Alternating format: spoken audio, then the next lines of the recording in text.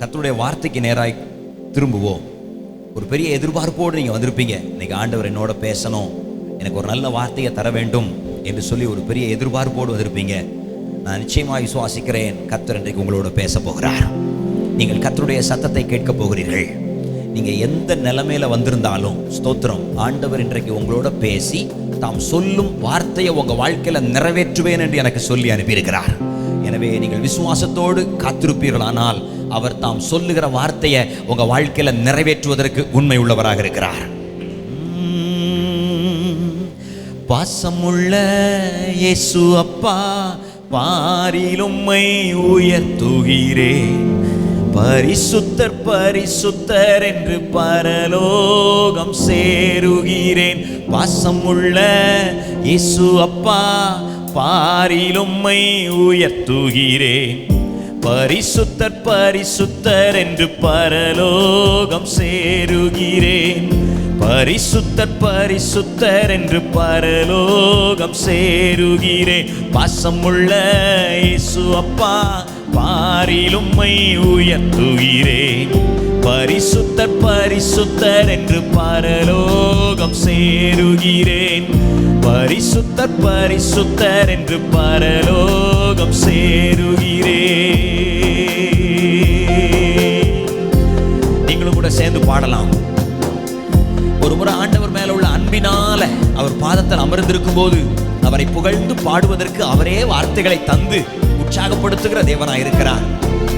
அவருடைய அன்பின் அகலம், நீளம், ஆழம், உயரம் ஆராய்ந்து முடியாதது.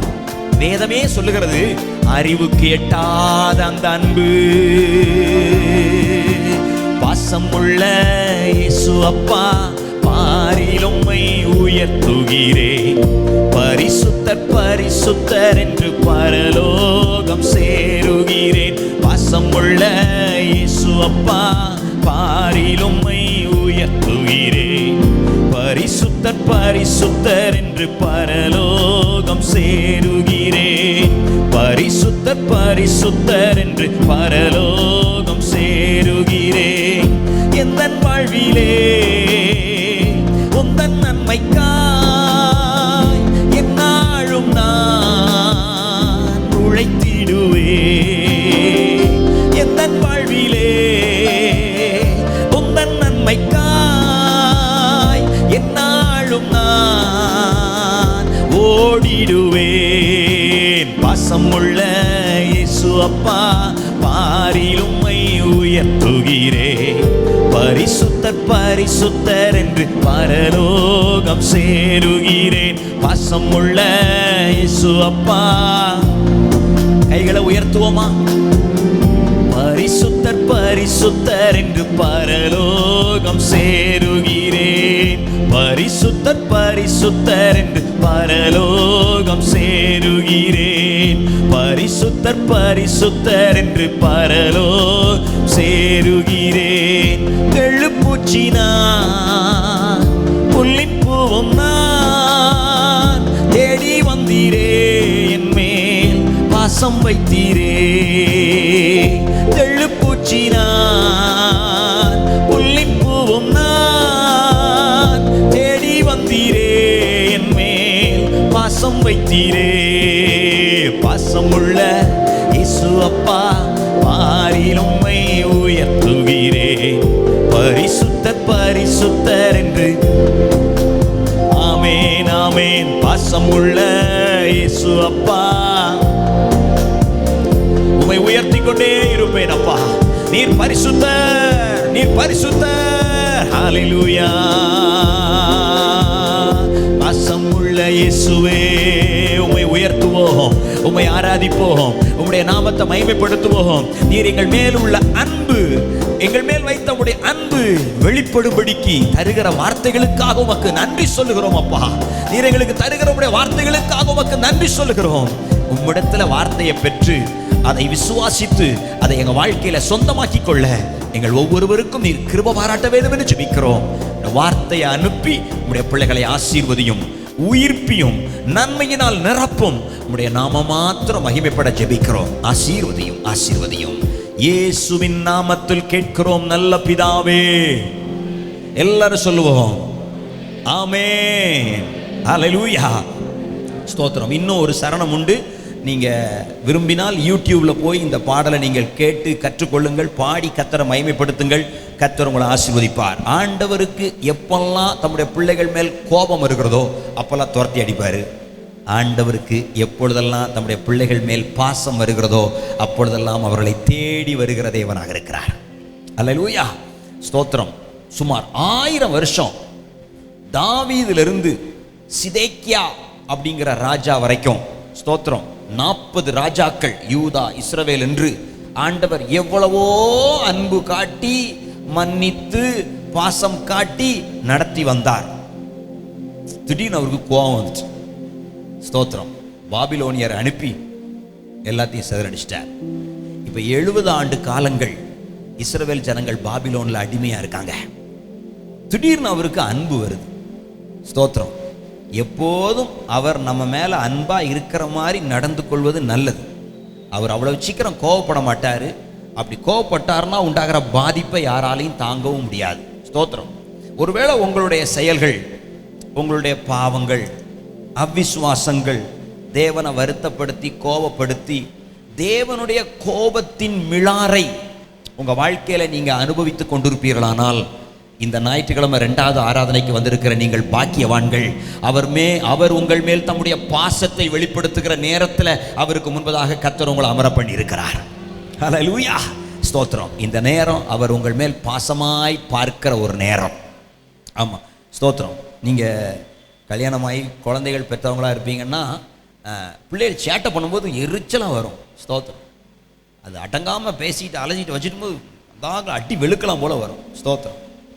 ஆட்டம் ஆடி முடிச்சுட்டு அப்படியே கிடந்து பிள்ளைகள் தூங்கும்போது பெட்ரூம் கதவை திறந்து அப்படியே பிள்ளைகளை கொஞ்சம் பாருங்க, அப்ராணியாக தூங்கிட்டு பாவம் போல படுத்து கிடக்கும். அப்போ நமக்கு இப்படி பாவம் போல கிடக்கிறதா இந்த வருத்து வருது அப்படின்னு சொல்லி நமக்கு அப்படியே மனசு மாறும். ஸ்தோத்திரம். ஆண்டவர் நம்மளை பிள்ளைகளாக பார்க்கறதுனால நான் ஜெபம் பண்ணுவேன், ஆண்டவரே நான் தூங்கும்போது என்னைய பாருங்கப்பா. அப்புறாணியா பாவம் போல படுத்து கிடக்கும்போது ஆண்டவருக்கு நம்மளை பார்த்தா எப்படி இருக்கும்? ஒரு பாவமாக இருக்கும், ஒரு அன்பாக இருக்கும்.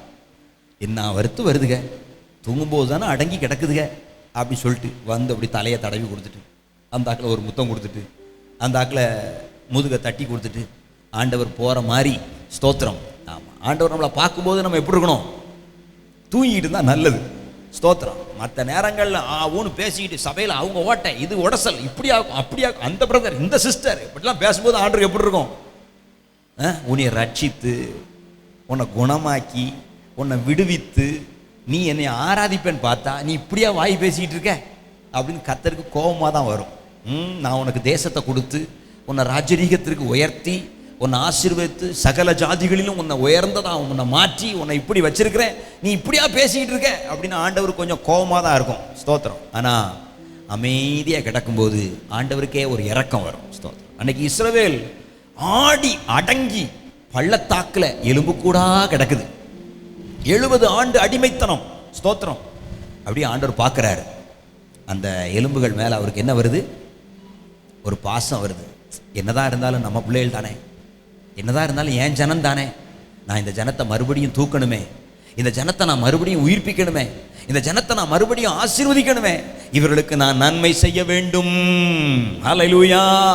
அப்படிங்கிற எண்ணம் ஆண்டவருக்கு வந்த உடனே தம்முடைய தீர்க்கதரிசியை கூப்பிடுறாரு. எசேக்கியேல், எசேக்கியேல் இங்க வா, இங்க வா, இங்க பாரு, என் ஜனம் பள்ளத்தாக்கெல்லாம் எலும்பு கூட கிடக்குது. அவருடைய பாவத்து நிமித்தம் இப்படிப்பட்ட நிலைமைக்கு ஆயிட்டாங்க, அவருடைய அக்கிரமத்து நிமித்தம் இப்படிப்பட்ட சூழ்நிலைக்குள்ளாயிட்டாங்க. நான் அவர்களை உயிர்ப்பிக்க விரும்புகிறேன், நான் அவர்களை விடுவிக்க விரும்புகிறேன், நான் அவர்களை ஆசீர்வதிக்க விரும்புகிறேன். வா, இந்த ஜனத்தை பார்த்து சொல்லு, நான் சொல்ற வார்த்தையெல்லாம் சொல்லு அப்படின்னு சொல்லி கர்த்தர் எசேக்கியேல் தீர்க்கதரிசியை கூப்பிட்டு தம்முடைய வார்த்தையை தீர்க்கதரிசியின் வாயில வைத்து பேச வைக்கிறார். ஹல்லேலூயா. ஸ்தோத்திரம். அந்த வார்த்தையை தான் இன்றைக்கு உங்களை பார்த்து பேசும்படியாக கர்த்தர் என்னை அனுப்பி வைத்திருக்கிறார் என்று நான் விசுவாசிக்கிறேன். நீங்க எந்த அடிமைத்தனத்திலும் இருக்கலாம், எந்த நொறுக்குதலிலும் நெருக்குதலிலும் காயப்பட்டவர்களாய் நிற்கலாம். உங்க சூழ்நிலை எதுவா இருந்தாலும் அந்த சூழ்நிலையிலிருந்து உங்களை விடுவிப்பதற்காக கர்த்தர் தம்முடைய ஊழியக்காரனை அனுப்பி பேச வைக்கிற தேவனாக இருக்கிறார். ஹல்லேலூயா, ஸ்தோத்திரம். ஆண்டவர் இன்னைக்கு உங்களை தேடி வந்திருப்பாரானால் அவர் உங்க மேல வைத்திருக்கிற பாசத்தை வெளிப்படுத்தும்படி சித்தமா இருக்கிறார். இஸ்ரவேல் ஜனங்கள் மேல கர்த்தருக்கு ஒரு அன்பு வந்த உடனே அவர்களை தேடி வருகிற தேவனாய் இருக்கிறார். அவர்களை நோக்கி பார்க்கிற தேவனாய் இருக்கிறார். அவர்களுடைய நிலைமையும் செத்த நிலைமை இல்லை, அடக்கம் பண்ணப்பட்ட நிலைமை இல்லை, அடக்கம் பண்ணி மூடி போட்ட நிலைமையில அவங்க இருக்கிறாங்க. ஆமா, பள்ளத்தாக்கெல்லாம் சிதறி கிடக்கிற ஒரு நிலைமையில இருக்கிறாங்க. ஆனாலும் கர்த்தருடைய கண்கள் அவர்கள் மேல் வரும்போதோ, கர்த்தருடைய கடைக்கண் பார்வை அவர்கள் மேல் படும்போதோ, அங்கே கர்த்தருடைய இரக்கம், கர்த்தருடைய அன்பு, கர்த்தருடைய கிருபை, கர்த்தருடைய காருண்யம் அவர்களை மறுபடியும் உயிர்ப்பித்து அவர்களை ஒரு சேனையாய் நிறுத்தும் அளவுக்கு கர்த்தருடைய கரம் அங்கே இறங்கி வருகிறதாக இருக்கிறது. ஹல்லேலூயா. தெள்ளுப்பூச்சி நான், புல்லின் பூவும் நான், தேடி வந்தீரே, என் மேல் பாசம் வைத்தீரே. தாவீது, ஸ்தோத்திரம். தேவனால் எவ்வளவு ஆசீர்வதிக்கப்பட்டவராக இருந்தால் அவர் சொல்ற, ஆண்டவரே நான் உங்க பார்வையில் ஒரு தெள்ளு பூச்சி, அது என்ன பூச்சின்னு எனக்கு தெரியல. நீங்க யாராவது தெள்ளு பூச்சி பார்த்துருக்கீங்களா? ஆமா, நீங்க ஒரு பார்த்துருப்பீங்க, நான் பார்த்ததில்லை. அது ஒரு இஸ்ரவேல் தேசத்தில் இருக்கிற பூச்சியா என்னன்னு எனக்கு தெரியல. ஆனால் தாவீது சொல்றாரு, நான் ஒரு தெள்ளு பூச்சி ஆண்டவரே. ரொம்ப அற்பமான ஒரு பூச்சி போல இருக்கு. ஸ்தோத்திரம். புல்லின் பூ, ஸ்தோத்திரம். காலையில் மலர்ந்து மாலையில் மறையும் புல்லின் பூ, ஸ்தோத்திரம். ஆம், அப்போ அது ஒரு அற்பமானது. ஆனாலும் என்னை நீர் தேடி வந்திருக்கிறேன். அல்லேலூயா, ஸ்தோத்திரம். ஆண்டவர் நம்மளை தேடி வருகிற தேவனாய் இருக்கிறார். வந்து தம்முடைய அன்பை காட்டுகிறார், தம்முடைய பாசத்தை வெளிப்படுத்துகிறார், தம்முடைய வார்த்தையை கொடுக்கிறார். கொடுத்த வார்த்தையை நிறைவேற்றுகிற தேவனாக இருக்கிறார். ஹல்லேலூயா. தெள்ளுப்பூச்சி நான், புல்லின் பூவும் நான், தேடி வந்தீரே, என் மேல் பாசம் வைத்தீரே. தெள்ளுப்பூச்சி நான், புல்லின் பூவும் நான், தேடி வந்தீரே, என் மேல் பாசம் வைத்தீரே. பாசம் உள்ள இயேசு அப்பா, பாரில் உம்மை உயர்த்துகிறேன். பரிசுத்தர் பரிசுத்தர் என்று பரலோகம் சேருகிறேன். பாசம் உள்ள இயேசு அப்பா, பரிசுத்தர் பரிசுத்தர் என்று பரலோகம் சேருகிறேன். குயவன் நீர், களிமண்ணான் பாட வைத்தீரே, என்னை மீட்டுக் கொண்டீரே. குயவன் நீர், களிமண்ணான் பாட வைத்தீரே, என்னை மீட்டுக் கொண்டீரே. பாசமுள்ள இயேசு அப்பா, பாரில் உம்மை உயர்த்துகிறேன். பரிசுத்தர் பரிசுத்தர் என்று கைகளை உயர்த்தி சொல்வோமா? ஆமேன் ஆமேன். இயேசு அப்பா, பாரில் உம்மை உயர்த்துகிறேன்.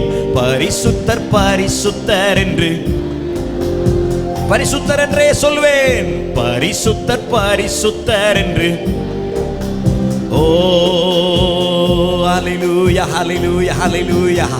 நம்முடைய தேவன் நம்ம மேல எவ்வளவு அன்புள்ளவராக இருக்கிறார் என்பதை அவர் நமக்கு பார்த்து சொல்லும் வார்த்தையிலிருந்து தெரிந்து கொள்ளலாம். ஸ்தோத்திரம். குடும்பத்தில் நம்ம மேல யாராவது அன்பா இருந்தாங்கன்னா ஸ்தோத்திரம், அவங்க நம்மளை பார்த்து பேசும்போதே இவங்க அன்பா நம்மள்கிட்ட வர்றாங்களா வம்பா நம்மள்கிட்ட வர்றாங்களாங்கிறத தெரிந்து கொள்ளலாம். ஸ்தோத்திரம். இன்றைக்கும் ஆண்டவர் உங்க மேல பாசமா இருக்கிறார். அதனால தான் அவங்கள பார்த்து ஒரு வார்த்தையை சொல்லுகிறார். எசேக்கியேல் தீர்க்கதரிசியின் புஸ்தகம் 37ஆம் அதிகாரம். ஸ்தோத்திரம். எசேக்கியேல் 37ஆம் அதிகாரம் 14ஆம் வசனத்தை நான் உங்களுக்காக வாசிக்கிறேன். என் ஆவியை உங்களுக்குள் வைப்பேன், நீங்கள் உயிரடைவீர்கள். நான் உங்களை உங்கள் தேசத்தில் வைப்பேன், அப்பொழுது நான் கர்த்தர் என்று அறிந்து கொள்வீர்கள். இதை சொன்னேன், இதை செய்வேன் என்று கர்த்தர் உரைக்கிறார். ஹல்லேலூயா. ஸ்தோத்திரம். வாசிக்கவே நல்லா இருக்கு. இன்னும் ஒரே ஒரு தடவை வாசிப்போம். என் ஆவியை உங்களுக்குள் வைப்பேன், உங்களை உங்கள் தேசத்துல வைப்பேன், அப்பொழுது நான் கர்த்தர் என்று அறிந்து கொள்வீர்கள். இதை சொன்னேன், இதை செய்வேன் என்று கர்த்தர் சொல்லுகிறார். ஹல்லேலூயா, ஸ்தோத்திரம். ஒரு 4 விஷயம் இப்ப பைபிளை பார்க்க வேண்டாம், திறந்திருக்கட்டும். என்னைய பாருங்க பாப்பா. ஒரு 4 விஷயம் ஆண்டவர் சொல்றாரு. என் ஆவிய உங்களுக்குள்ள வைப்பேன். 1, ஸ்தோத்திரம், அப்பொழுது நீங்கள் உயிரடைவீர்கள். ஸ்தோத்திரம். 2, ஆவிய உள்ள வச்சார். இப்போ 3வது, உங்களை அப்படியே அலாக்கா தூக்கி உங்க தேசத்துல வைப்பேன். ஸ்தோத்திரம். அப்பொழுது 4வது, நான் கர்த்தர் என்று அறிந்து கொள்வீர்கள். ஹல்லேலூயா, ஸ்தோத்திரம். 5வது ஒன்று எக்ஸ்ட்ரா சொல்றாரு. இதை நான் சொன்னேன், இதையே நான் செய்வேன். எந்த சூழ்நிலையில் இந்த வார்த்தையை கர்த்தர் சொல்றாரு தெரியுமா? எந்த சூழ்நிலையில கர்த்தர் தீர்க்கதரிசியின் மூலமா சொல்றாரு தெரியுமா?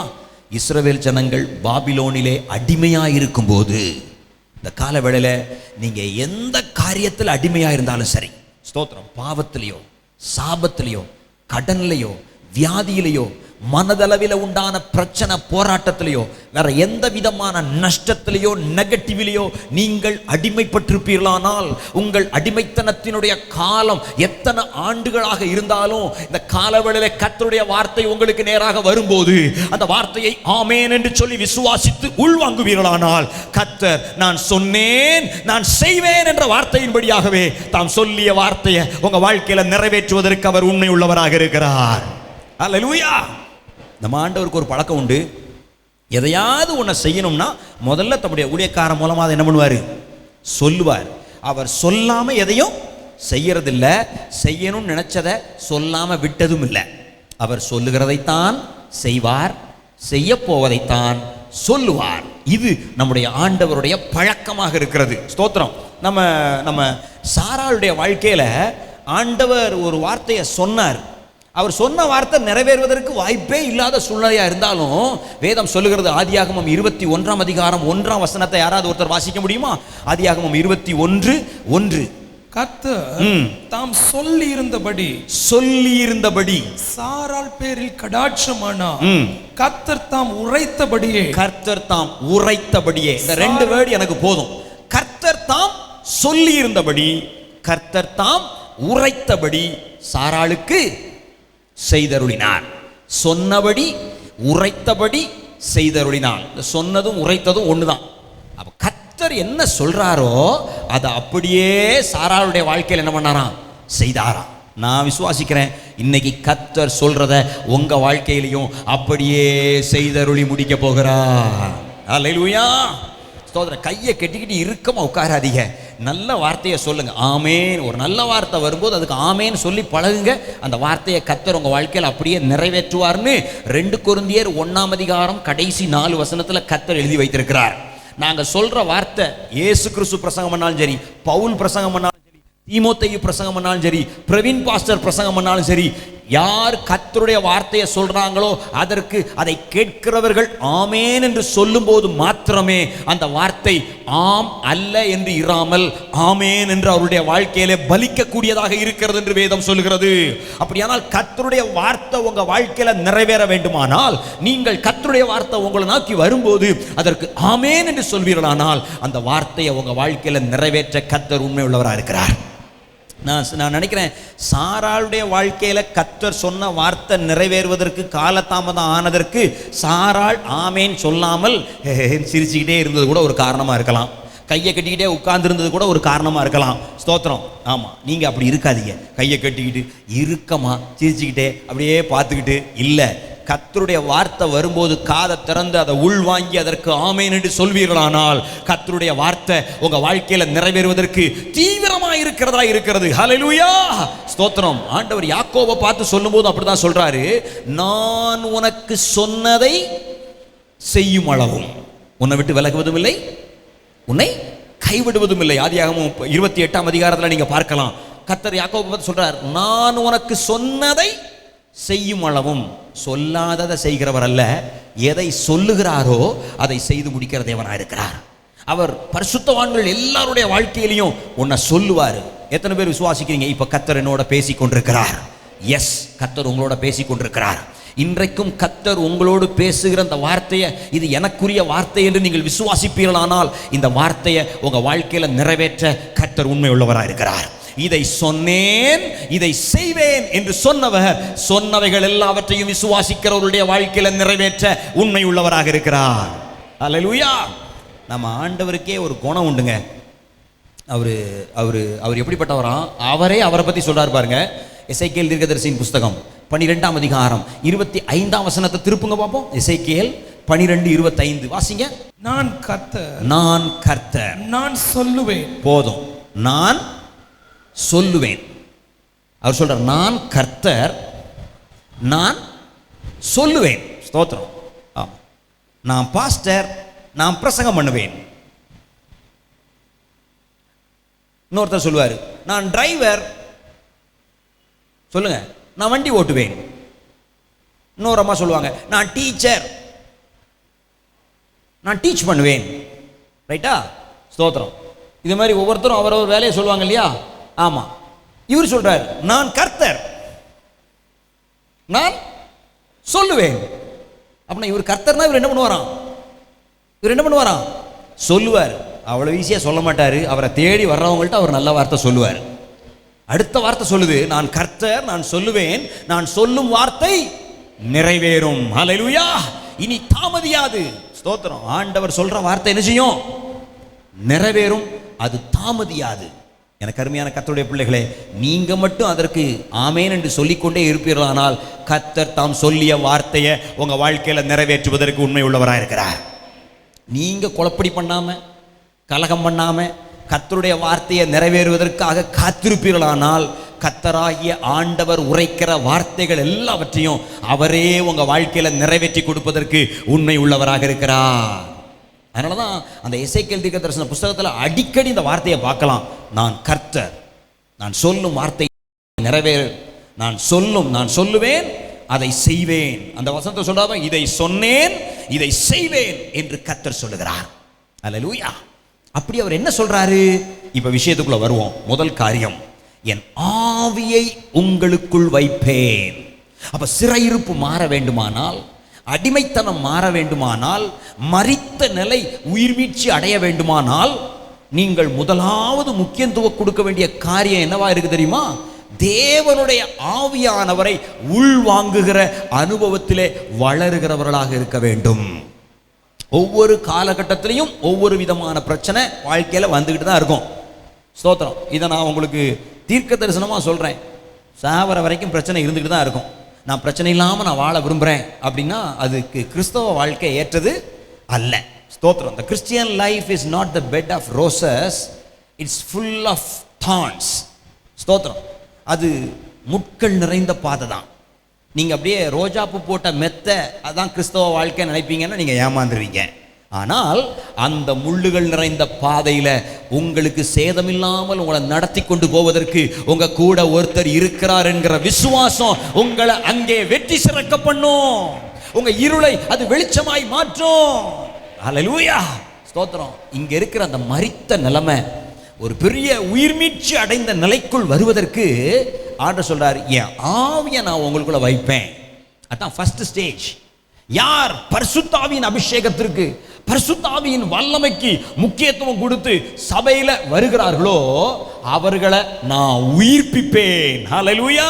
கர்த்தருடைய ஆவியானவர் இந்த பூமியில நமக்கு கொடுக்கப்பட்டிருப்பதனுடைய நோக்கமே நாம வெற்றி வாழ்க்கை வாழ்வதற்காக தான். முழுக்க முழுக்க உங்களுக்கு உதவி உண்டாவதற்காக தான் ஆவியானவர் கொடுக்கப்பட்டிருக்கார்.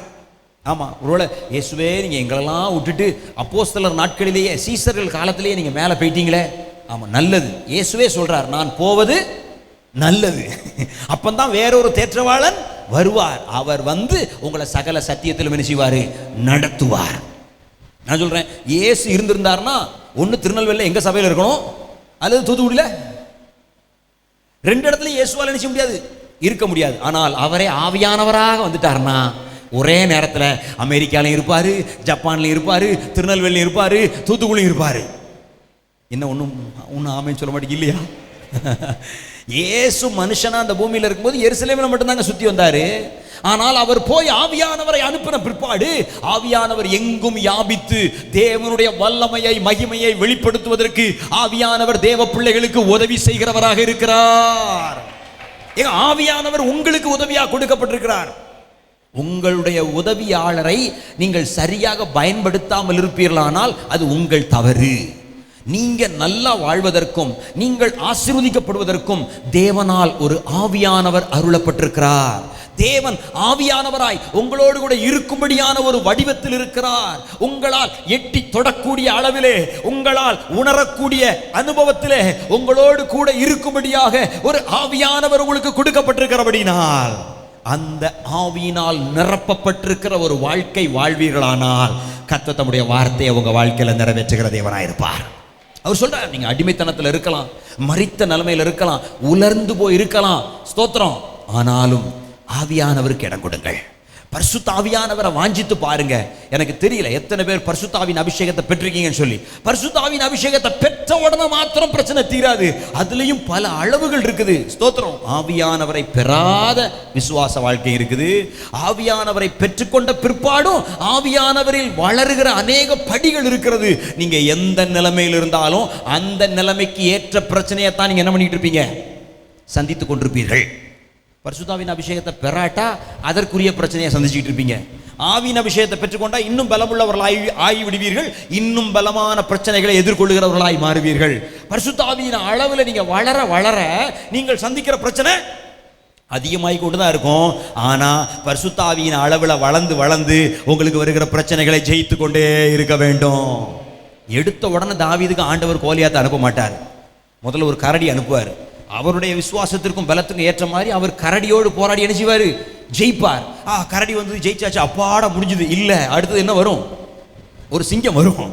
அந்த சிங்கத்தை சமாளிப்பதற்குரிய ஆவியின் பலனை கர்த்தர் தாவீதுக்கு கொடுப்பார். அவர் சிங்கத்தோடு போராடி ஜெயிச்சதுக்கு அப்புறம் அப்பாடா சிங்கத்தையே கொண்டாச்சு, இனிமே என்ன இல்ல, அதை விட பெருசா என்ன வருவான், ஒருத்தன் கோலியாத்து வருவான். அல்லேலூயா.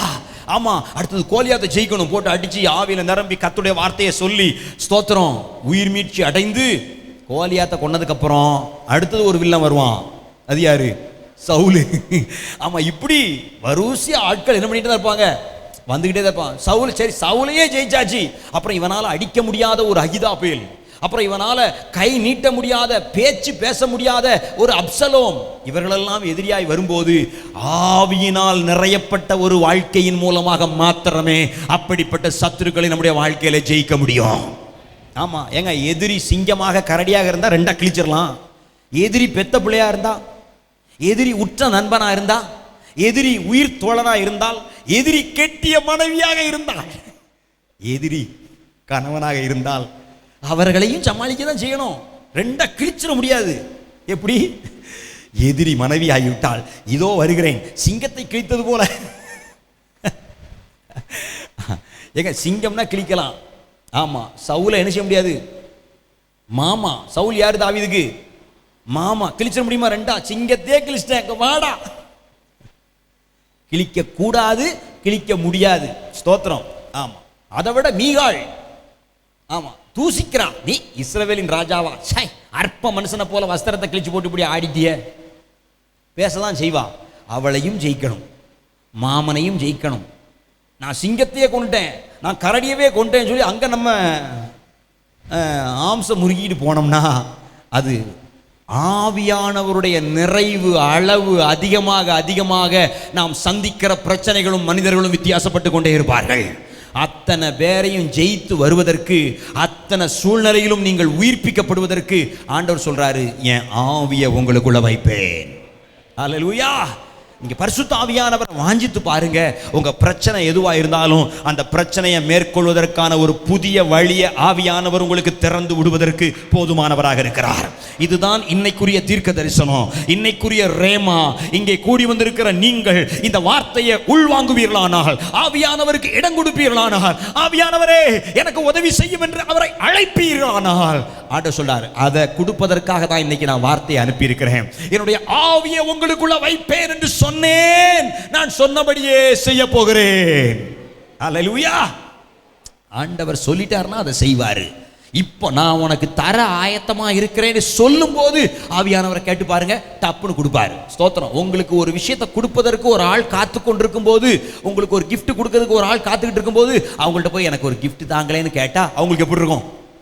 ஸ்தோத்திரம். ஆமா, இது வந்து பனம்பழம் பழுத்து உழுகிற நேரம். குருவி போய் உட்கார்ந்தா போதும் நெஞ்சிரும். ஆமா, குருவியாலலாம் பனம்பழத்தை கீழே தள்ள முடியாது. ஆனா அது உழுகிற டைம். ஸ்தோத்திரம். கர்த்தரை கண்டடையத்தக்க சமயத்தில் அவரை தேடுங்கள், அவர் சமீபமாய் இருக்கையில் அவரை நோக்கி கூப்பிடுங்கள். அவர் டப்புன்னு பதில் சொல்லுவாரு. மற்றபடி அவர் பிஸியா இருக்கிறதுல அவரை போய் பிரச்சனை பண்ணக்கூடாது. கர்த்தருக்கு ஸ்தோத்திரம். இந்த நேரம் என் ஆவியை உங்களுக்குள் வைப்பேன் என்று அவர் வாக்கு பண்ணுகிற நேரமாக இருக்கிறபடினால், என் ஆவியை உங்களுக்கு அனுப்புவேன் என்று சொல்லுகிற காலமாக இருக்கிறபடினால், இப்பொழுது ஆவியானவரிடத்தில் உதவி கேட்டு பாருங்கள். முன் எப்பொழுதை பார்க்கிலும் ஆவியானவர் மிக தீவிரமாய் உங்களுக்கு உதவி செய்வதற்கு ஆயத்தமாய் இருக்கிறார். ஆண்டவர் வாக்கு பண்றார். நான் இந்த ஜனங்களுக்குள்ள என் ஆவியை வைக்க போறேன். ஆண்டவர் இதை முடிவு பண்ண உடனே தம்முடைய தீர்க்கதரிசியை கூப்பிட்டு இந்த காரியத்தை குறித்து சொல்லிட்டு 3ஆம் வசனம், அதே 37ஆம் அதிகாரம் 3ஆம் வசனத்துல, ஸ்தோத்திரம், அவர் என்னை நோக்கி மனுபுத்திரனே, இந்த எலும்புகள் உயிரடையுமா என்று கேட்டார். ஸ்தோத்திரம். ஆண்டவர் கேட்கிற காரியம், இந்த வார்த்தையை கேட்கிற ஜனங்கள் விடுவிக்கப்படுவார்களா? பாவத்திலிருந்து, சாபத்திலிருந்து, வியாதியிலிருந்து, பிரச்சனையிலிருந்து விடுவிக்கப்படுவார்கள் என்று என்னுடைய வார்த்தையை நீ சொல்லுகிறாயே, இவர்கள் விடுவிக்கப்படுவார்களா அப்படின்னு நான் உங்க பிரச்சனையை ஒவ்வொன்றா கேட்டேன்னு வச்சுக்கோங்களேன், எனக்கே நம்பிக்கை அத்துரும். இவ்வளவு பிரச்சனையா, இவ்வளவு போராட்டமா, அப்பா இவ்வளவு கஷ்டமா, பிரதர் உங்களுக்காக நான் ஜெபிக்க முடியாது சாரி அப்படின்னு சொல்ற அளவுக்கு உங்க பிரச்சனை இருக்கலாம். அன்னைக்கு எசேக்கியேல் தீர்க்கதரிசிக்கும் அப்படி ஒரு பெரிய குழப்பம் வந்துட்டு. ஏன்னா பள்ளத்தாக்கெங்கும் சிதறி கிடக்கிற எலும்புக்கூடுகளை பார்த்து கர்த்தர் சொல்றாரு, என் ஊழியக்காரனே எசேக்கியா, மனுபுத்திரனே, இந்த எலும்புகள் உயிரடையுமா? இந்த எலும்புகள் வேற யாரும் இல்லை. 11ஆம் வசனத்தை பார்த்தீங்கன்னா, அப்பொழுது அவர் என்னை நோக்கி மனுபுத்திரனே, இந்த எலும்புகள் இஸ்ரவேல் வம்சத்தார் அனைவருமே. இஸ்ரவேல் ஜனங்கள் தான் அப்படி கிடக்குறாங்க. என்னுடைய நாமம் தரிக்கப்பட்ட ஜனங்கள், பூமியில் உள்ள சகல ஜாதிகளுக்குள்ளும் நான் தெரிந்து கொண்ட ஜனம் தான் இப்படி கிடக்குது, அடிமைத்தனத்தில் கிடக்குது. இவர்களை விடுவிக்கும்படி நான் மனம் மாறி வந்திருக்கிறேன். நான் கோபப்பட்டது உண்மைதான். நான் அவர்களை தீமைக்குள்ளாக, சாபத்துக்குள்ளாக, கஷ்டத்துக்குள்ளாக விட்டுவிட்டது உண்மைதான். இப்பொழுதோ அவர்களுக்கு இரக்கம் செய்யும்படியான எண்ணத்தோடு நான் இறங்கி வந்திருக்கிறேன். இந்த எலும்புகள் உயிரடையுமா? ஸ்தோத்திரம். அன்னைக்கு பாருங்க, எசேக்கியாலால அந்த வார்த்தை என்ன பண்ண முடியல, ஆமாண்டவரே உயிரடையும் அப்படின்னு சொல்ல முடியல. அதனாலதான் அவர் சொல்றாரு, அதற்கு நான் கர்த்தராகிய ஆண்டவரே தேவரீரே அதை அறிவீர். வாய்ப்பில்லை, ஆனாலும் கேட்கிறவர் கர்த்தரா இருக்கிறதுனால வாய்ப்பு கொஞ்சம் இருக்கு. எனக்கு தெரியலப்பா, ஆளை விடுங்க. இந்த பிரதர் விடுவிக்கப்படுவாரா? இந்த சிஸ்டர் விடுவிக்கப்படுவார்களா? ஸ்தோத்திரம். சில நேரங்களில் நமக்கே விசுவாசம் வராது. ஆமா, ஸ்தோத்திரம். பேதுருவை கொண்டு போய் ஜெயிலில் போட்டாங்க. விசுவாசிகள் பூரா வீட்டில் உட்காந்து ஜெபம் பண்ணி ஆண்டவர் ஜெபத்தை கேட்டு தூதனை அனுப்பி ஜெயிலை திறந்து பேதுருவை வெளியே கொண்டாந்தார். இப்போ பேதுருவே வந்து வீட்டுக்கு கதவை தட்டுறாரு. ஜெபம் கேட்கப்பட்டுட்டு பேதுருவே ஜெயிலை உடைச்சி, கர்த்தர் ஜெயிலை உடைச்சாரு, பேதுரு வந்து வீட்டுக்கு கதவை தட்டுறாரு. ஒரு பெண் பிள்ளை வந்து வீட்டுக்கு கதவை திறக்கா. இவ்வளவு நேரம் ஜெயிலில் இருக்காருன்னு சொல்லி ஜெபம் பண்ணிட்டு இருந்தா அவர் முன்னாடி வந்து நிற்காருன்னு அந்த ஆக்கில் போட்டுட்டு ஓடிட்டா. அப்படின்னா ரோமாபுரி சிறையிலிருந்து பேதுருவாவது வெளியே வர்றதாவது. ஆமா, விசுவாசம் இல்லாத ஒரு ஜபம் தான். ஆனா கூட கர்த்தர் அந்த ஜபத்தை என்ன செய்யறாரு, கேட்டு பதில் தர்றாரு, அற்புதம் செய்கிறார். நானாவது விடுவிக்கப்படுறதாவது, நானாவது சுகமடைகிறதாவது, நானாவது நன்மை பெறுவதாவது, நானாவது உயிர்ப்பிக்கப்படுவதாவது. ஆமாங்க, நீங்க உயிர்ப்பிக்கப்படும்படியாகத்தான் கர்த்தர் தம்முடைய வார்த்தையை அனுப்பி கொண்டிருக்கிறார். நீங்கள் விடுவிக்கப்படும்படியாக தான் ஆண்டவர் ரேமாவை அனுப்பி கொண்டிருக்கிறார். விசுவாசிப்பீர்களானால் ஆமென் சொல்லுங்கள். இந்த வார்த்தையை உங்க வாழ்க்கையில நிறைவேற்றுவதற்கு கர்த்தர் உண்மை உள்ளவராக இருக்கிறார். அது நம்ப முடியாத ஒரு விஷயமா இருக்கிறதுனால தான் அந்த வசனத்தை இப்படி முடிக்கிறாரு. நான் சொன்னேன், நான் இதை சொன்னேன், நானே இதை செய்வேன் என்று ஆண்டவர் ஒரு ஃப்ரேஸை ஆட் பண்ணியிருப்பதற்கு காரணம் என்ன தெரியுமா? நான் சொன்னாலும் நம்ம நடக்குமா நடக்காதான்னு உனக்கு ஒரு குழப்பம் வரும். அதனால நான் இதை சொன்னேன், கர்த்தராகிய நானே இதை செய்வேன் என்றும் அவர் அங்கே அதை அழுத்தி ஒரு வார்த்தையை சொல்லி அந்த வசனத்தை முடிக்கிறார் கர்த்தர். எனக்கு அருமையான கர்த்தருடைய பிள்ளைகளே, நான் உங்களுக்கு தீர்க்க தரிசனமாக சொல்கிறேன், இந்த பிரச்சனைக்கு ஒரு தீர்வு வராதா? இந்த அடிமைத்தனத்திலிருந்து எனக்கு ஒரு விடுதலை கிடைக்காதா அப்படிங்கிற ஒரு கேள்வி உங்களுக்குள்ள மேலோங்கி இருக்குமானால் நீங்கள் இன்றைக்கு இந்த வார்த்தையை விசுவாசித்து பாருங்கள். விசுவாசிக்கிறவர்களுக்கு கர்த்தர் தம்முடைய வார்த்தையை நிறைவேற்றுவதற்கு உண்மை உள்ளவராக இருக்கிறார். அன்றைக்கு சாராளுக்கு எனக்கு ஒரு பிள்ளை பெறாதுங்கிற முடிவுக்கு வந்ததுக்கு அப்புறம் தான் தன் வேலைக்காரி ஆகாரை அழைப்பித்து இவள் மூலமாவது எனக்கு ஒரு சந்ததி உருவாகட்டும்ங்கிற அளவுக்கு போயிட்டா. நீங்களும் அதுபோல எனக்கு விடுதலை உண்டாவதற்கு வழி இல்லை, எனக்கு குழந்தை பிறப்பதற்கு வழி இல்லை, எடுத்தாவது ஒரு குழந்தையை வளர்ப்போம் அப்படிங்கிற ஒரு முடிவுக்கு நீங்கள் போயிருந்தீங்கனாலும் இன்னைக்கு நான் உங்களுக்கு சொல்கிறேன், இல்லை, கர்த்தருடைய வார்த்தையை விசுவாசிக்கும் போது கர்த்தர் தம்முடைய வார்த்தையை உங்கள் வாழ்க்கையில் நிறைவேற்றுவதற்கு உண்மை உள்ளவராக இருக்கிறார். உங்கள் அவிசுவாசம் வேணா கர்த்தருடைய வார்த்தையை தடுத்து போடுமே தவிர, கலக வீட்டாருடைய சொற்கள் வேண்டுமானால் கர்த்தருடைய வார்த்தையை கால தாமதப்படுத்தலாமே தவிர, கர்த்தருடைய வார்த்தை ஒரு நாளும் நிறைவேறாமல் போகாது. கர்த்தர் தம்முடைய வார்த்தையை நிறைவேற்றுவதற்கு தீவிரமான தேவனாயிருக்கிறார். யோபுவின் புஸ்தகம் 33ஆம் அதிகாரம் ஸ்தோத்திரம் 14ஆம் வசனம் இவனமாய் சொல்லுகிறது. ஒரு அருமையான வார்த்தை இன்னைக்கு காலையில வாசின. யோபு 33:14. தேவன் ஒரு விசை ஒரு காரியத்தை சொல்லி இருப்பாரானால் இரண்டாம் விசை பார்த்து திருத்துகிறவர் அல்ல. ஆமா, இரண்டாவது இந்த ஆசீர்வாதத்தை உங்களுக்கு கொடுப்போமா வேண்டாமான்னு சொல்லி என்ன செய்வதில்லை, யோசிப்பது இல்லை. ஒரு தடவை உங்களுக்கு இந்த வார்த்தையை கொடுத்து விடுவாரானால் அந்த வார்த்தையை நிச்சயமாய் உங்க வாழ்க்கையில நிறைவேற்றி விடுவார். இதை நிறைவேற்றவா வேண்டாமான்னு சொல்லி திரும்ப என்ன செய்வதில்லை, யோசிப்பதில்லை. எஸ், இப்படி ஒரு குணம் ஆண்டவருக்கு இருக்குங்கிறத நீங்க மறந்து போயிடாதீங்க. இப்படி ஒரு பழக்கம் ஆண்டவருக்கு இருக்குங்கிறத நீங்க மறந்து விடாதீர்கள். ஒரு தடவை ஆண்டவர்கிட்ட ஒரு வார்த்தையை வாங்கிட்டீங்கன்னா ஸ்தோத்திரம், ஆண்டவர் தம்முடைய வார்த்தையை உங்க வாழ்க்கையில நிறைவேற்றுகிற தேவனா இருக்கிறார். ஒருவேளை உங்களுடைய அவிசுவாசத்தை நிமித்தம், உங்களுடைய பயத்தின் நிமித்தம் அதற்கு கால தாமதமாகலாம். ஒரு காலம் வைத்திருப்பார், ஒரு நேரம் வைத்திருப்பார். இஸ்ரவேல் ஜனங்களை பாபிலோனிலிருந்து விடுதலையாக்குவதற்கு 70 ஆண்டு காலங்களை நியமித்து வைத்திருந்தார். அந்த 70 ஆண்டு காலங்களின் ஊடாக கடந்து போய் கொண்டிருக்கும் போதே தம்முடைய தீர்க்கதரிசியை கூப்பிட்டு சொல்றாரு, ஓ எனக்கு மனசு கேட்கல, என் பிள்ளைகள் பள்ளத்தாக்கில் எலும்புகள் சிதறடிக்கப்பட்டவர்களாய் கிடப்பதை பார்க்க சகிக்கவில்லை. தீர்க்கதரிசியே, என் ஊழியக்காரனே, நீ போய் சொல்ல அந்த சபைக்கு, நான் என் ஆவியை அவர்களுக்குள் வைக்க விரும்புகிறேன், அவர்களை உயிரடைய செய்ய விரும்புகிறேன், நானே கர்த்தர் என்பதை அவர்களை அறிய செய்ய விரும்புகிறேன், அவர்களை அவர்கள் தேசத்திலே வைக்க நான் விரும்புகிறேன். ஹல்லேலூயா. எஸ், ஆண்டவர் தம்முடைய ஆவியை வைத்ததுக்கு அப்புறம் என்ன நடக்குமா, அவர் அடுத்தது சொல்றாரு பாருங்க, நீங்க உயிரடைவீங்க. எஸ், உங்க பாவத்துல சாபத்திலிருந்து விடுதலை அடைவீங்க. மூணாவது ஒரு வார்த்தை வருது, உங்களை உங்கள் தேசத்தில் வைப்பேன்.